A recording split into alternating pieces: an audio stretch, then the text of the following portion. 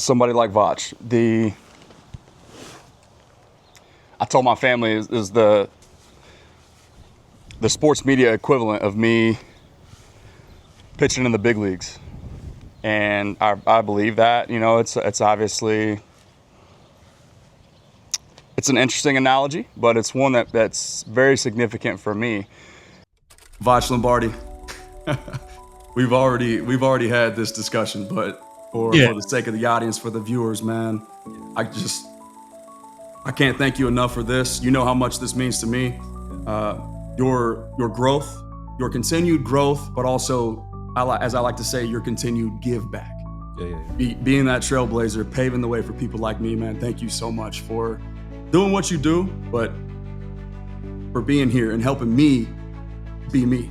And I appreciate every single second of it. And I know this is going to be a fun one. So thank you. Man, listen, man, you do a fantastic job, sir. I'm always following your work. I didn't even know how crazy TikTok was over there because I'm an old man. I don't even move that word, you know what I'm saying? But you over there killing it too. You know what I mean? So it's only right that we tap in and get some work done. Huge fan of yours. You know that. Me and you spoken before, back and forth. We DM'd a few times about some other stuff. Boy, I like your character, man. You all right, brother. You all right with me. You know what I mean? So, hey, let's get some work in. You want to talk about offensive line? Let's do it. Thank you for having me on. One of the founding fathers, one of the Trailblazers for merging mainstream media and sports media, content producers, giving us a national voice,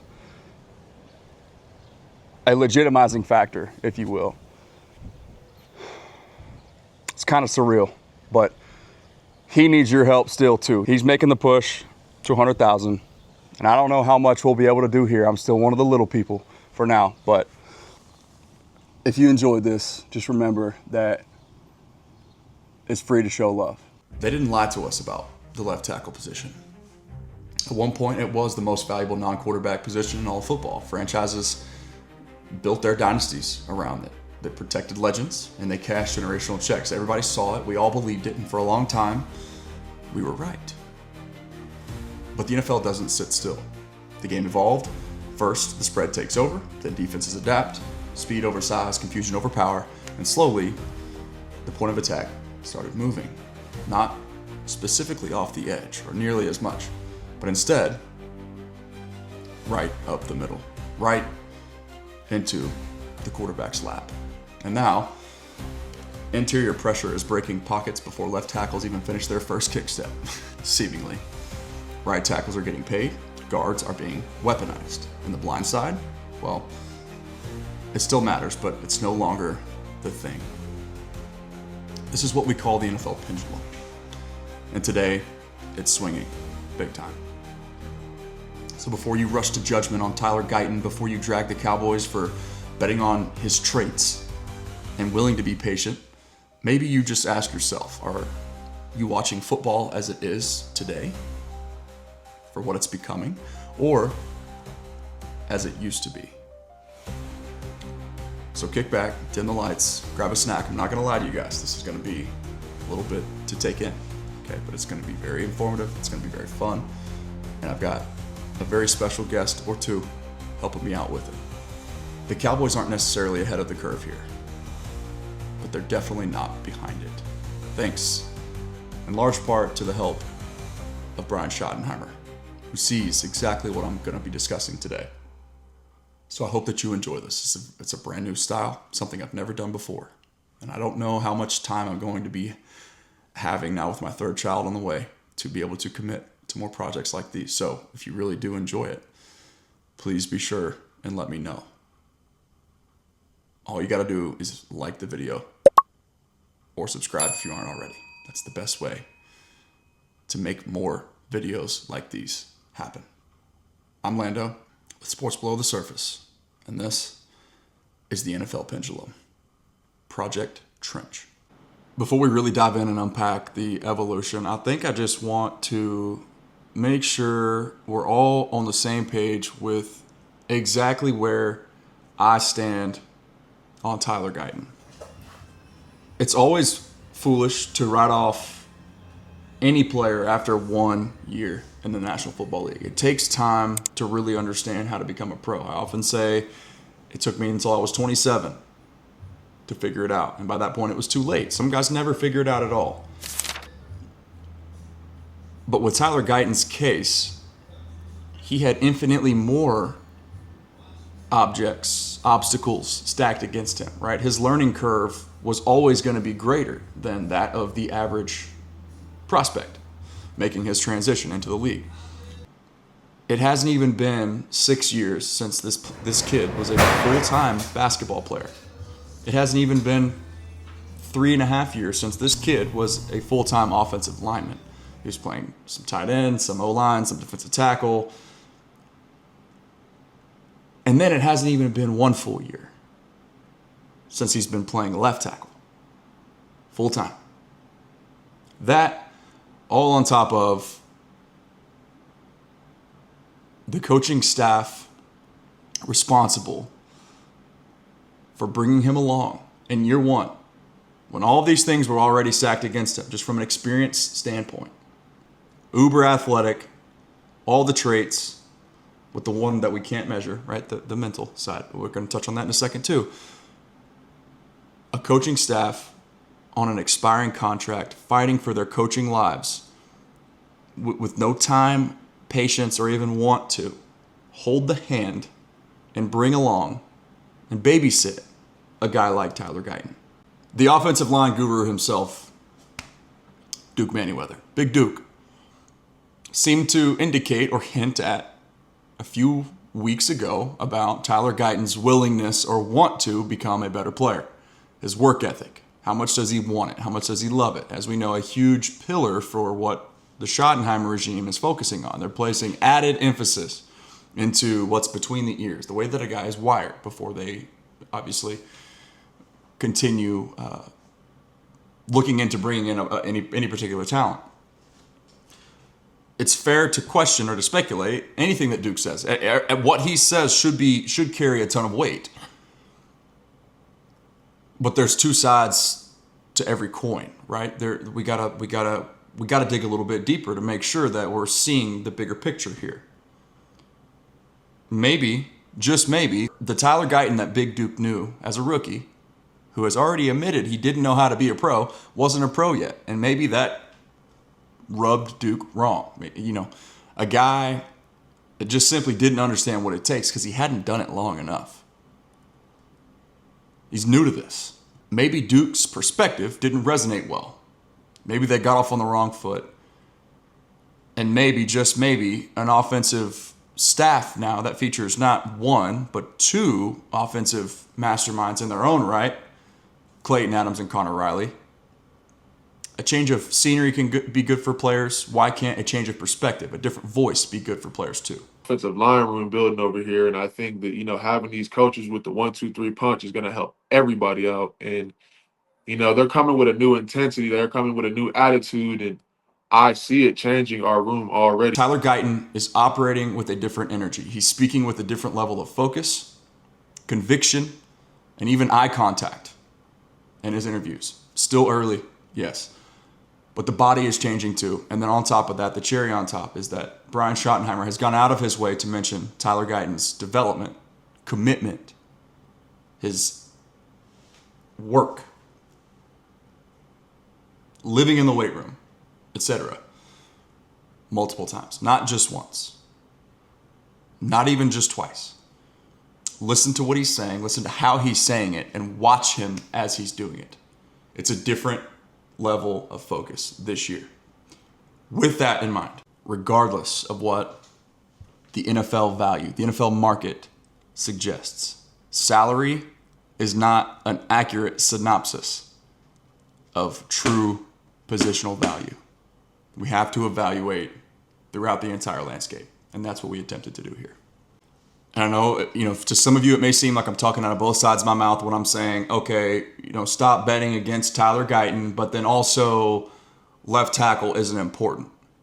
I'm definitely not saying the latter. Okay, it's still a very important position, and those of you who are concerned about it, that is not wrong. It's rooted in sound logic. What I'm saying is that the truth is somewhere in the middle with the perception of Tyler Guyton, but also with the value of the left tackle position.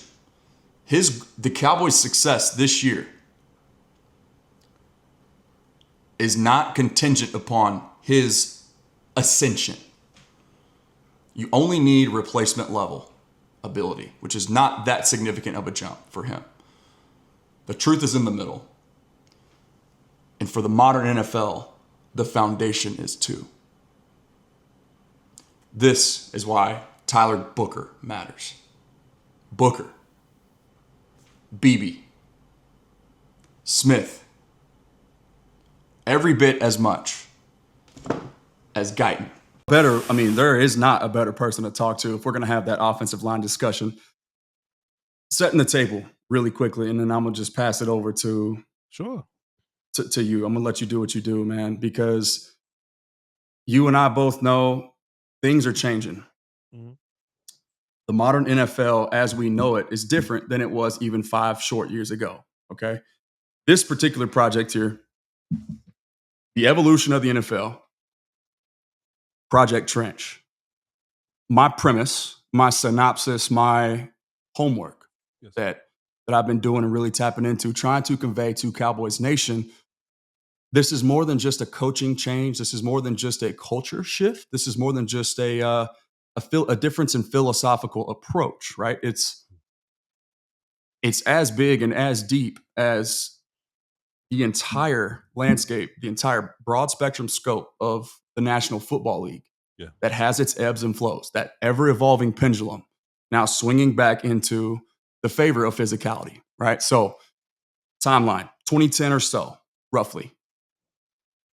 The modern spread, the more tempo, more pace, more athletes on the field for the offenses, them dictating motion at the snap and all those sorts of things. It begins to infiltrate the league. 2014, explosivity from offenses, offensive coordinators and quarterbacks reaches an all-time high in terms of explosive plays. Okay? This is just generally speaking. This is when the league really does truly become a quarterback and wide receiver league. Ever since that 2014 point, defenses begin to catch up. So it's constant chess match, constant counters, right? Edges are a little bit slighter, a little bit bendier, can change direction better, even to the tune of dropping into coverage and zone coverage in certain situations. Okay? They're not always just all gas, no brakes forward this way. Linebackers can cover a little bit better, a little bit lighter, a little bit better sideline to sideline, east and west. Okay, got to be able to flow, but also still be able to pack a bit of a punch downhill. More defensive backs on the field most of the time, 5, sometimes 6 DBs. All as a result of countering the modern spread in the National Football League, right? Yeah. With that, the personnel shift from these defenses, coordinators realize it's like an aha moment, right? Oh, I can dictate things on my own. I don't have to make the offense decide what we do. Sure. I can create matchups and mismatches, as you like to say, find the scrub. Yeah. Edges, the best edge players, Micah Parsons, for example, no longer has to remain entrenched on one side of the line of scrimmage. Mike Zimmer, Dan Quinn, and now Matt Eberflus can, quote, find the scrub as often as they so choose, right? All this to say, Tyler Guyton has been a popular topic of discussion. Sure Folks were quick to write him off, fair or unfair. And I'll actually be uncovering that at the beginning and in the end of this video here that people are watching as we speak. So they're going to get more. They're going to understand full. It's going to all come full circle. Sure. My synopsis. Sure. And where you really come into play. I love your perspective on all things, but especially this stuff right here. A gap as a result of defensive coordinators weaponizing their athletes on the defensive side of the ball, i.e. DeMarvin Overshown, Micah Parsons, you name it, right? If you don't have A gap and B gap, because the quickest path to pressure is right up the middle, right? Quarterbacks struggle much more dealing with pressure in their face than they do off the edge, right? They can step up and still have a platform to throw from if the pressure is coming off the edge. But when pressure comes from the middle, not only does it get there quicker, there's less room for them to operate. So the increasing importance of A gap and B gap. And I know I just said a lot there, Voch, but there's so much. I really feel so strongly about this that it's that important. And I believe that it's not just me, it's not just you, but also this Cowboys coaching staff under Brian Schottenheimer, Clayton Adams, Connor Riley. Do they recognize that too? Am I onto something here, or what do you think? What do you think ultimately?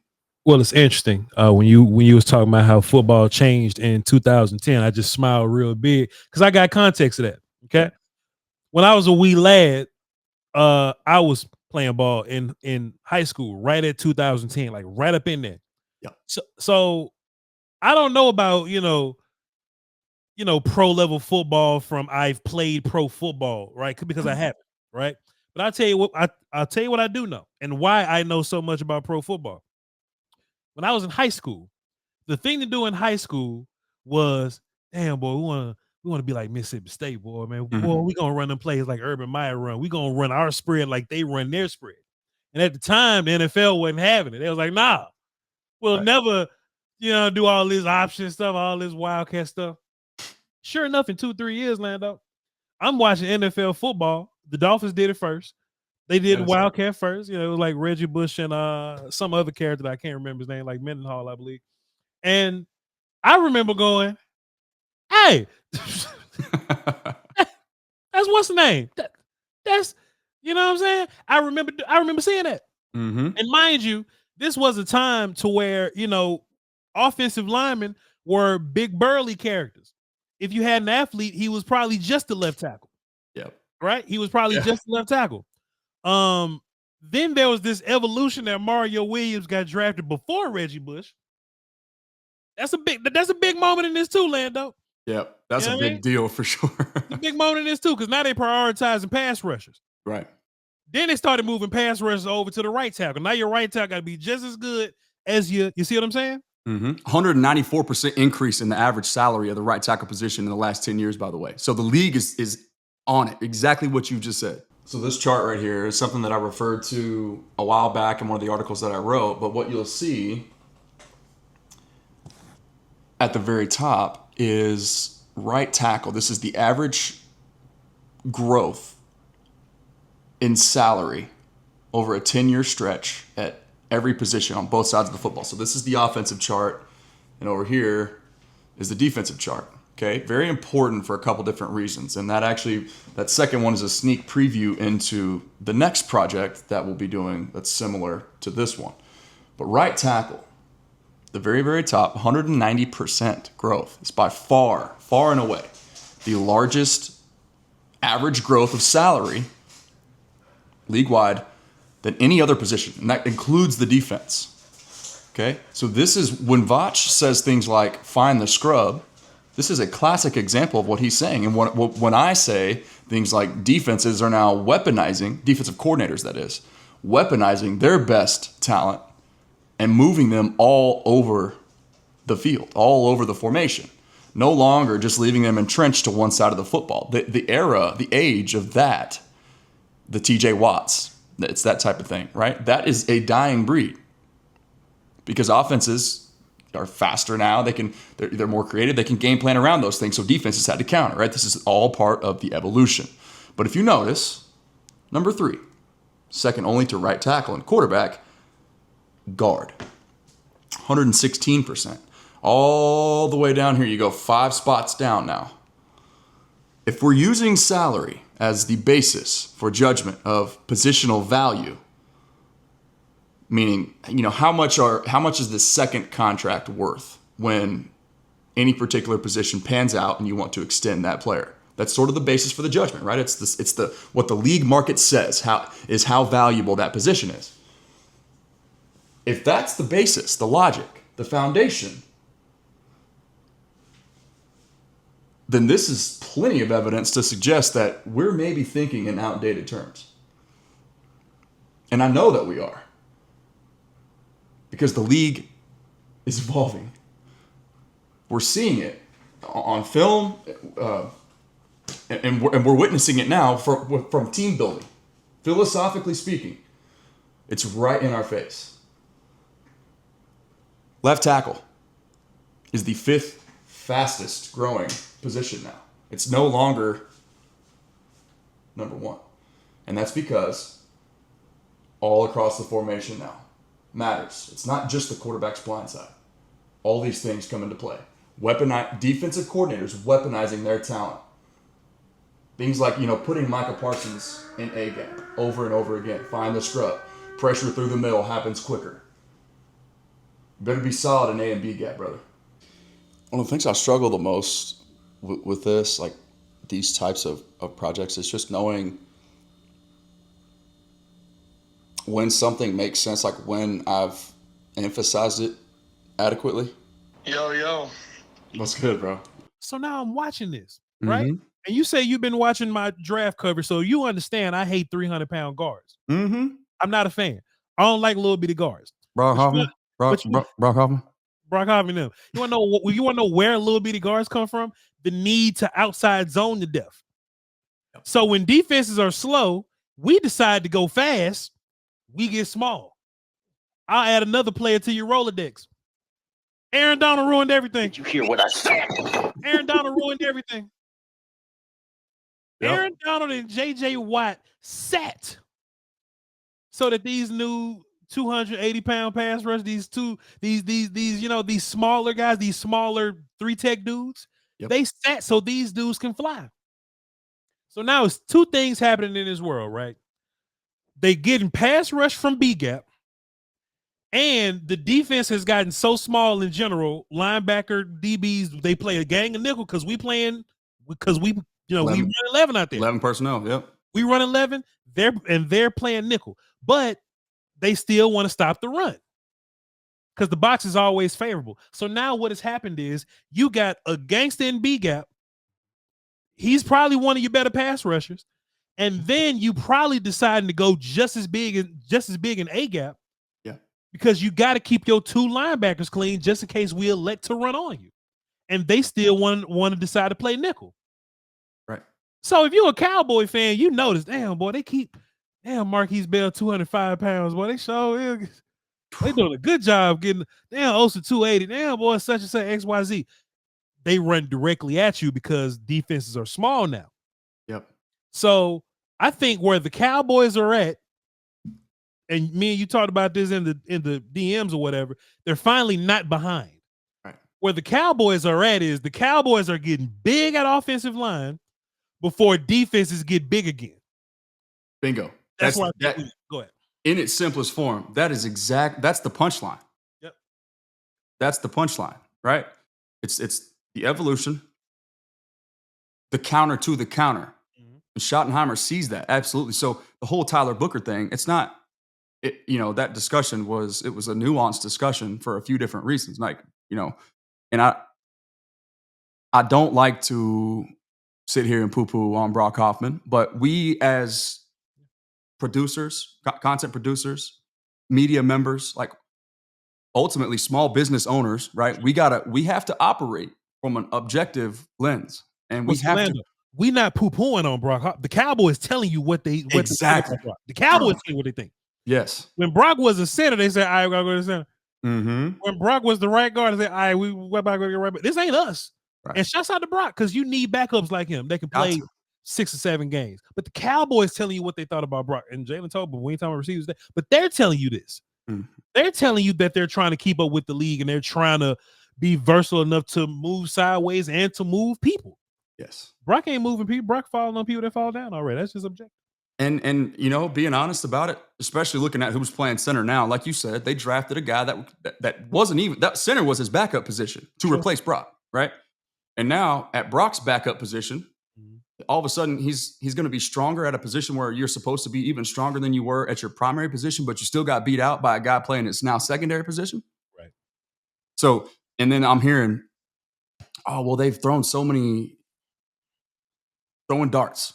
Yeah. Throwing stuff at the wall, hoping that it sticks at offensive line. It's Sadiq Charles, was lies. Robert Jones. Yeah, I'm like, listen, guys, this is not them saying, "Hey, we're good here." This is them proving to us, like you just mentioned, Voch, this how desperate we are to try to improve at that spot. Yep. So don't sit here and tell me that league minimum, market minimum players on the free agent market are going to all of a sudden eliminate potentially the top graded offensive lineman on your board and at pick 12. Sure. If it gets to that point, right? And especially not now, further context, when we know what have the Cowboys struggled with ultimately. This has been a 2.5 year long discussion for me, man. Run the ball, stop the run. So why not? Let's go ahead and get the biggest, baddest, by most people's account, most physically dominant offensive lineman in the class.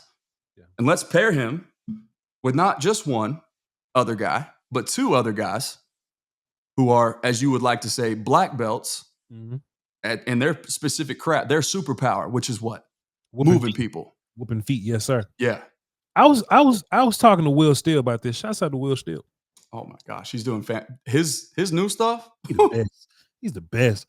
I was like, man, Will Steele, have we misjudged position value for guards? Yeah.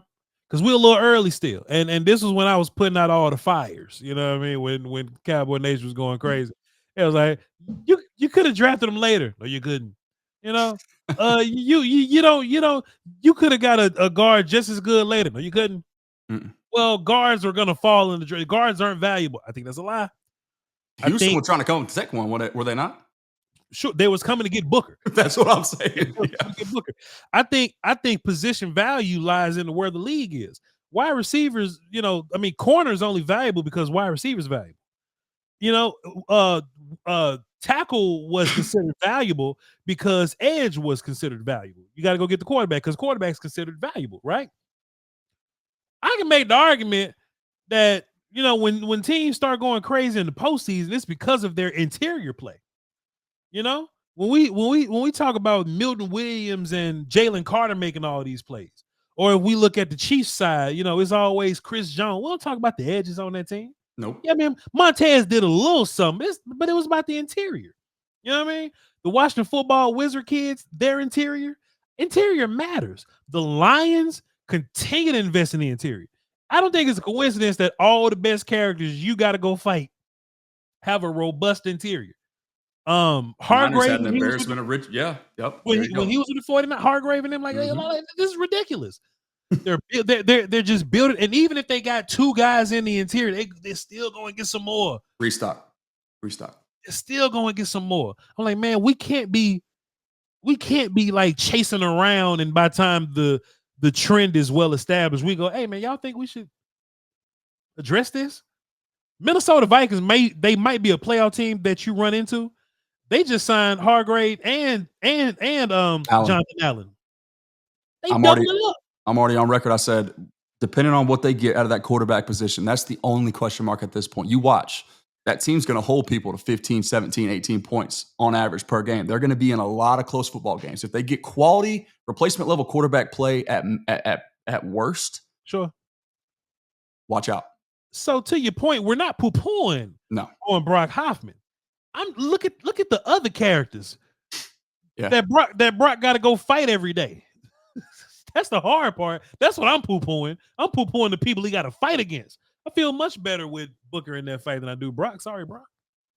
And that's just the skill set. That's the hand that he was dealt. Now, we have to acknowledge and give credit where it's due. Like you said, it's nice to know that you got a warrior, a war daddy, if you will, at the backup O-line spot. God forbid something happens. You have a guy that you can feel good about plugging and playing at least two spots on that offensive line and keep the boat from sinking, if you will, if he's got to hold down the line for a few games, right? We've already seen him do that for 5 to 7, but that was the whole thing. Is 5 to 7 ain't the same thing as 17 games, Voch. Thanks. And so we hadn't seen that yet. And so just to assume that just because we like this guy's, he wears cool war paint and eye black and he plays nasty through the whistle, listen, that's 110% every single rep. That's because that's the only chance that he has. Because he got to do that. Yep. He got to be, right? So there's a little bit of sports psychology there for you. Now, I guess I want to turn the page. So we agree and we see we're in lockstep with regards to the importance of interior now and maybe the changing value as a result of defenses now weaponizing their best rushers, not just a one specific spot or one specific side.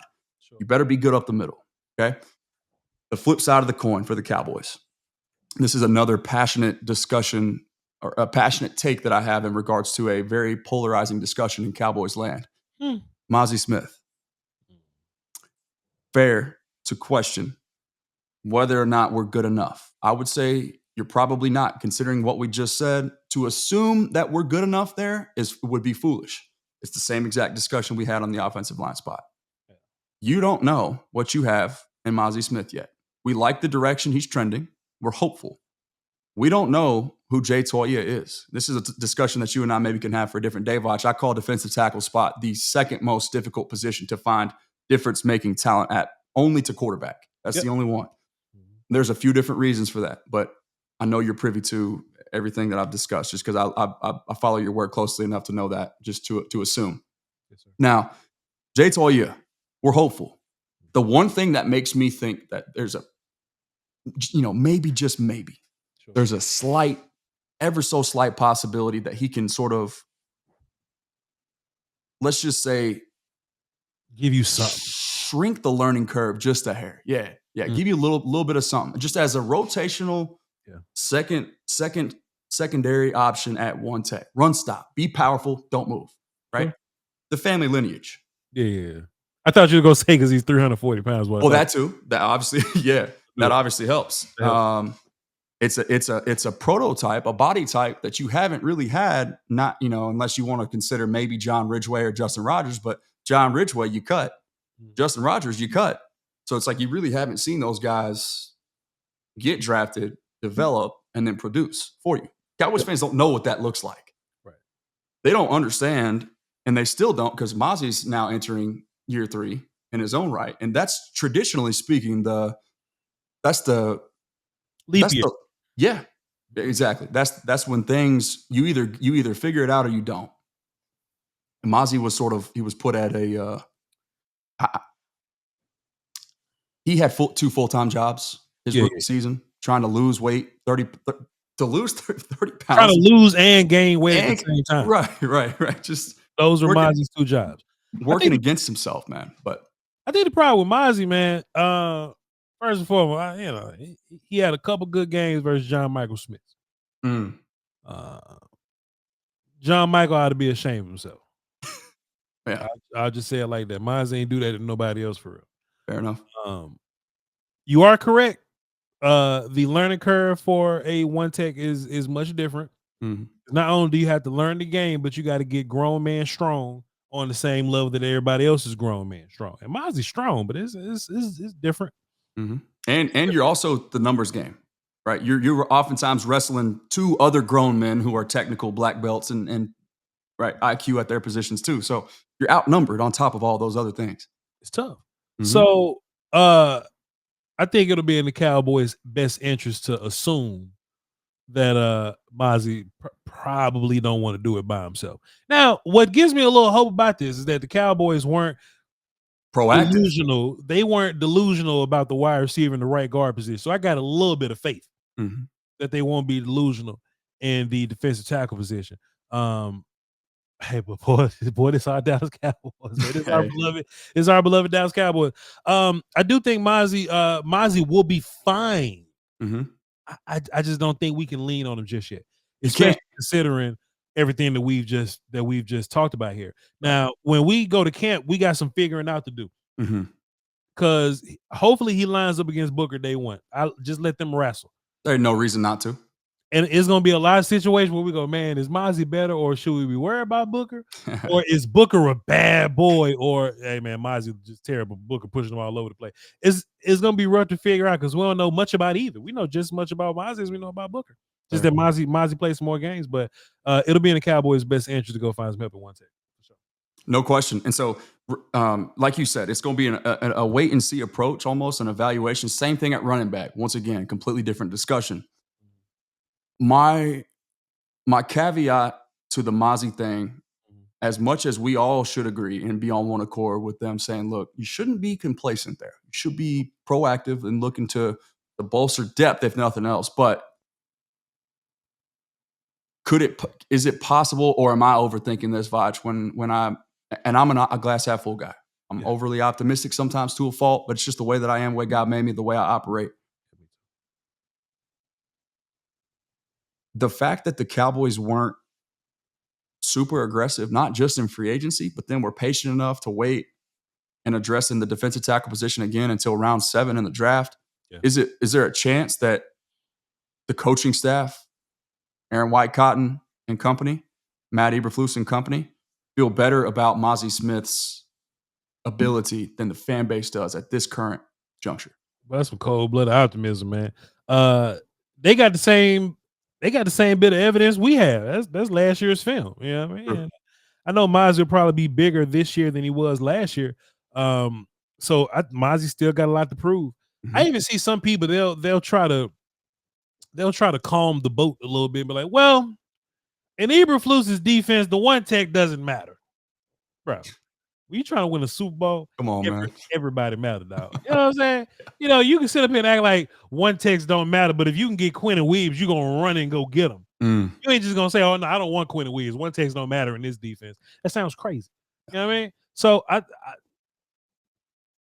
maybe the Cowboys do that sometimes. The Cowboys do that sometimes. They get it right sometimes, and we just don't. Man, what's a good example of that, man? I'm just in history. The Cowboys, like, we drafted somebody. I'm like, man, what the hell is going on with this? And the Cowboys say, hey, man, don't worry about it. And then it just ended up like Travis Frederick, I guess, but that's way too far back, man. It's a more recent example. You could maybe say Tyler Smith, honestly. I mean, not a lot of people saw that coming. We knew what he was about once we heard of it, once we knew that was the pick.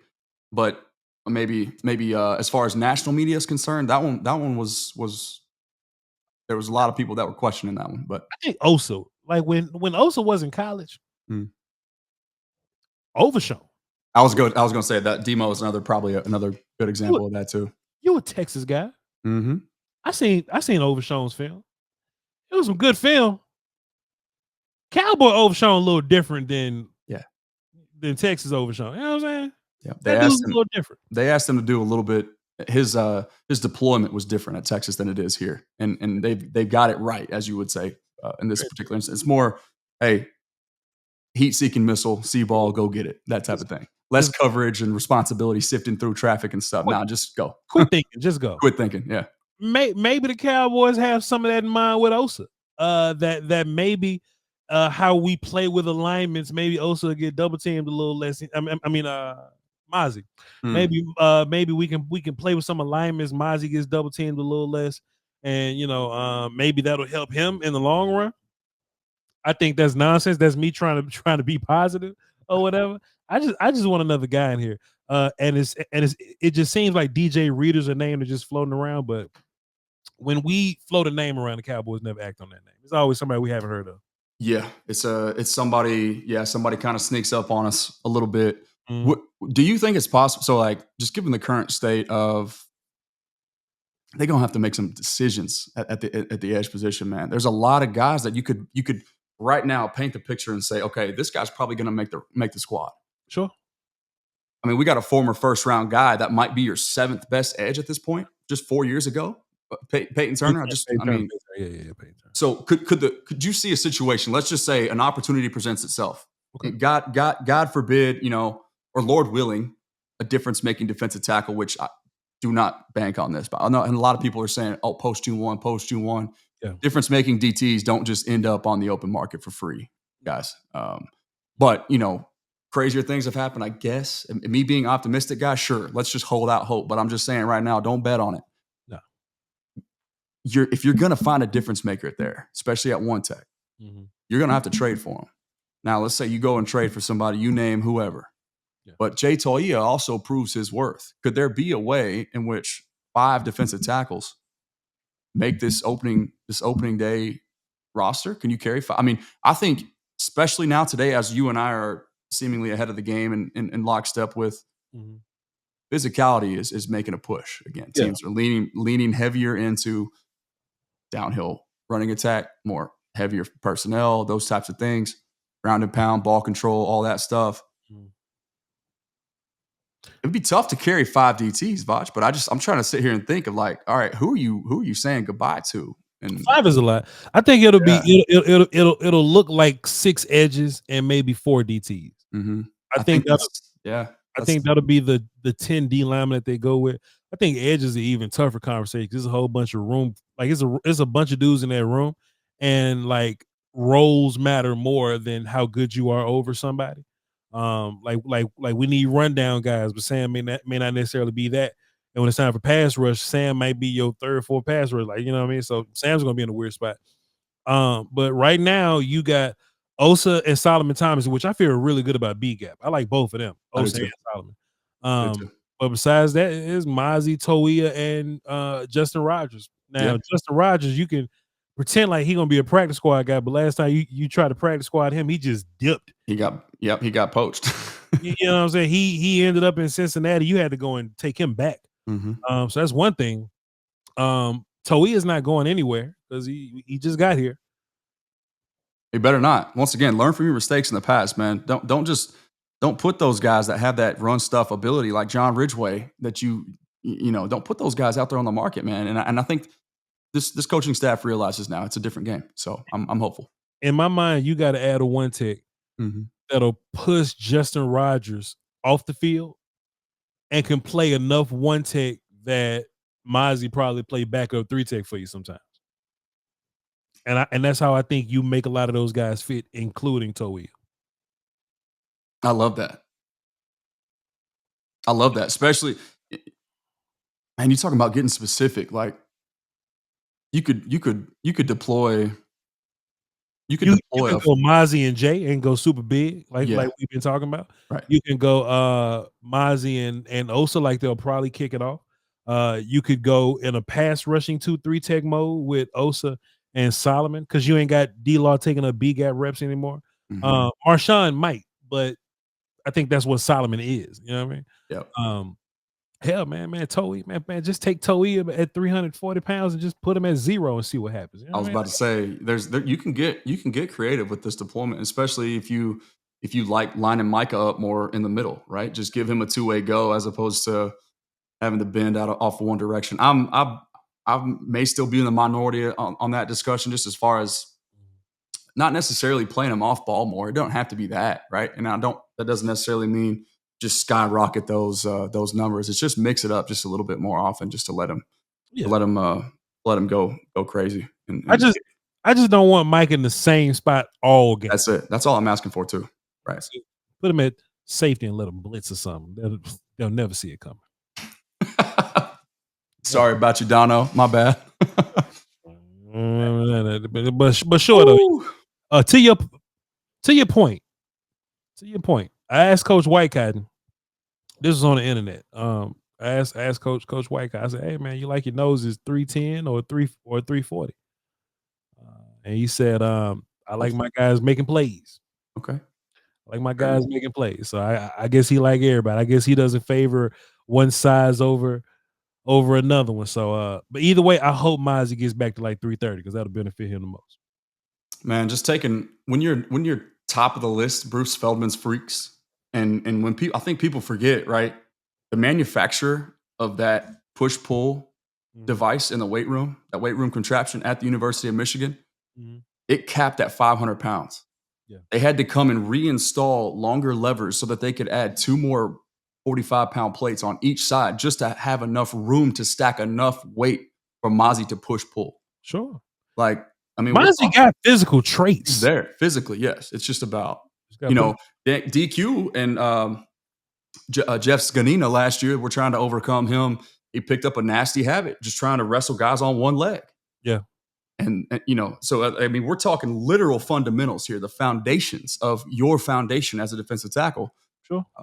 Starting over from scratch. But, hey, like I said, man, I'm an optimistic guy, so I'm just going to keep my fingers crossed and hope for the best. But hopefully coaching matters. And, yes. at least we're not dealing with, some Tom Sulas in here or some, 80-year-old, 90-year-old men. We got the best in the business, so I feel good about that. Yep, and I could say the same thing for the flip side of the ball too with Mike Solari and having Clayton Adams already saying the right things now. I'm gonna coach these guys to their strengths, right? 90-year-old men in the league because Mike McCarthy doing them a favor. Nonsense. Got his buddies up in there, huh? The rent was due. That's why he got him up in there. That's a good place to stop, man. Hey, Voch. Of course, if it's up to me, we do this more frequently. You're a busy man nowadays. Congratulations again. We'll do it again. For those of you who have not heard the announcement, where you been? Climb out from under that rock. Voch and Brian Broaddus got something going on. Some big things are being made. It's momentum, not just for them, but literal trailblazers for the people like myself, and just rising tide raises all boats, man. So I can't thank Voch enough. Almost. How far away are we from that 100K, by the way? I know it's close. I'll look right here and tell you. It's so we had 98,892. Come on now. So I got about another 11 and some change, man. Maybe I could spot you 5 from my 5K that we got over here. Maybe 5. Every little bit helps, right? So just keep climbing up that mountain, man. It'll come, man. It's written in stone. It's coming. It's written in stone. It's gonna happen, man. But hey, man, appreciate you for having me on. We will definitely do it again. You know what I mean? The season's right around the corner. It'll be plenty to talk about. Well, camp too. You know what I mean? And like I said, you know, you do things the right way, and you put out fantastic work with the proper research. You ain't just, you know, saying something just to be saying something. You know what I mean? So shouts out to you, brother. Appreciate you having me. You're the best in the business, man. Thank you. Voch Lombardi, ladies and gentlemen. To all of you who have gotten me to this point, to be on this stage with this gentleman here, and of course, thank you to this gentleman as well, Voch Lombardi. I would say the best in the business. Keep on growing, keep on doing, and keep on giving back. Thank you, and cheers. And thank you to the official partner of the Lando show. Head to toe. GetYourWagalon.com, code HOSL10. Remember that prayer changes things, and the war's already won.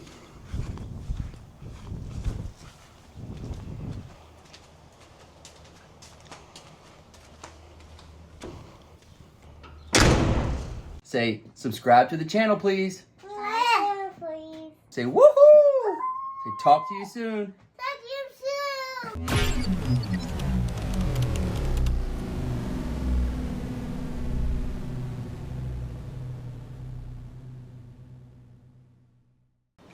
What's up, man? You busy? No, what's up?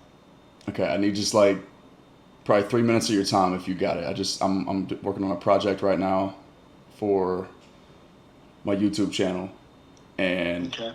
I just wanted to. And you're actually going to be are you cool if I record this a little bit and use you as supportive evidence? Yeah. Okay, cool. The subject is Tyler Guyton, right? Left tackle for the Cowboys. Yeah. But the premise, I guess it's rooted in the outdated value of the left tackle position as a result of what I'm calling the ever-evolving pendulum swinging back in favor of a more physical style. Am I crazy for saying now that it's more important to protect the middle than it is the edge, right? The left tackle today is less, you are asking, you need less from him than maybe you say you would have 10 or 15 years ago. Yeah, I completely agree. I think to what you're... Which one would you rather deal with?